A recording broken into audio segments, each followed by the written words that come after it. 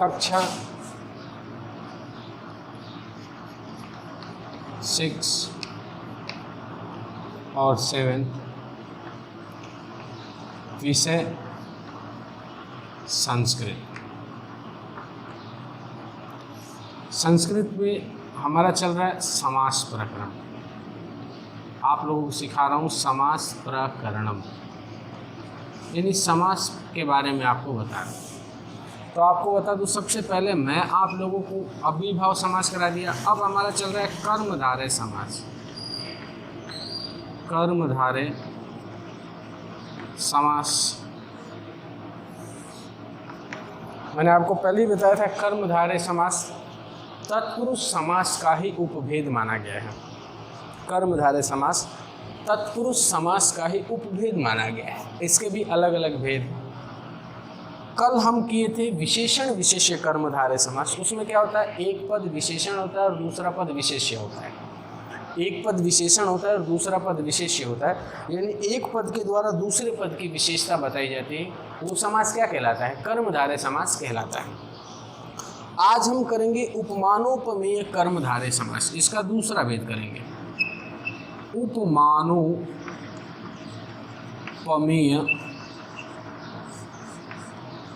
कर्मधारय समास। कर्मधारय समास, उपमानोपमेय कर्मधारय समास।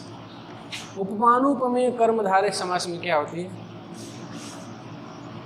इस समास में तुलनात्मक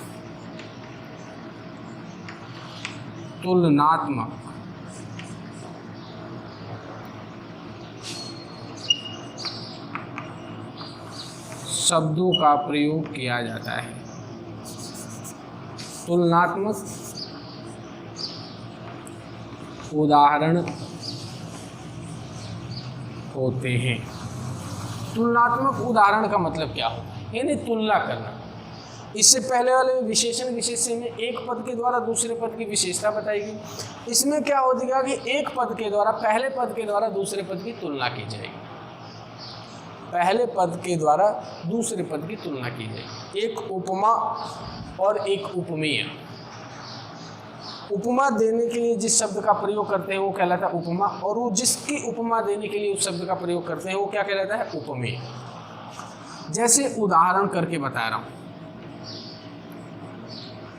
एक बात ध्यान रखें, इसमें भी समान विभक्ति का प्रयोग किया जाएगा और समास विग्रह करने के बाद में अंत में इति जोड़ा जाएगा। दूसरी बात, इसके दो पद होंगे तो प्रथम पद और द्वितीय पद के बीच में इव शब्द का प्रयोग किया जाता है, या आप ये कह दें कि इव अव्यय का प्रयोग किया जाता है।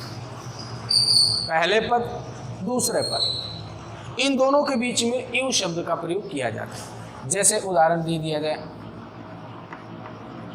घनश्याम। अब इसका कह दिया जाए समास विग्रह करो, तो देखो घनश्याम, घन का मतलब होता है बादल, श्याम का मतलब होता है कृष्ण, यानी बादल के समान काला। कौन है, भगवान कृष्ण। यानी भगवान कृष्ण की तुलना की गई है यहाँ पे किससे, बादल से। तो ये तुलनात्मक हो गया, यानी कौन सा है, उपमानोपमेय कर्मधारय समास है। क्यों, क्योंकि ये तुलना की गई यहाँ पे। समास विग्रह करेंगे तो घन इव श्याम, ठीक है। समान विभक्ति का प्रयोग करना है तो यहाँ पे भी विसर्ग लगाएंगे, घन इव श्याम, उसके बाद में इति लगा देंगे, घन इव श्याम। समान विभक्ति प्रथमा विभक्ति का, तो घन पहला शब्द, श्याम दूसरा शब्द, दोनों शब्दों के बीच में हम इव लगा दिए और इति हमें अंत में लगाना है। तो क्या बन गया, घन श्याम। अगला दे दे कुसुम कोमलम।